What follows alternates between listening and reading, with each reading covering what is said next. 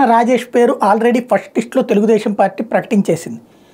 ఆయన కూడా జనంలోకి వెళ్ళారు. కాకపోతే అక్కడున్న తెలుగుదేశం పార్టీ వాళ్ళ అసమ్మతి, అక్కడున్న జనసేన వాళ్ళ అసమ్మతి, టోటల్గా హిందూ సంఘాల ఆగ్రహావేశాలు, వీటన్నిటి మధ్యన తను పెట్టినటువంటి ఒక వీడియో, ఆ వీడియో ద్వారా ఇది తన కులాన్ని అన్యాయం చేశారు, సమాజంలో ఏదో దెబ్బతిన్నాను అన్నటువంటిది.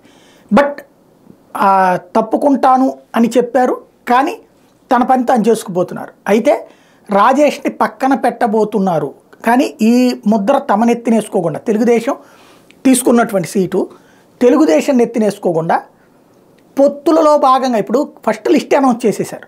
అనౌన్స్ చేసిన లిస్టులోని పేరు మళ్ళీ జనసేనకి ఎందుకు ఇస్తారు ఆ సీటు? ఇప్పుడు అది జనసేనకి ఇచ్చి జనసేన చేత పోటీ చేపిస్తే జనసేనలో పొత్తుల్లో భాగంగా మార్చినట్టుగా చూపించడం, తద్వారా రాజేష్ని సంతృప్తిపరచడం.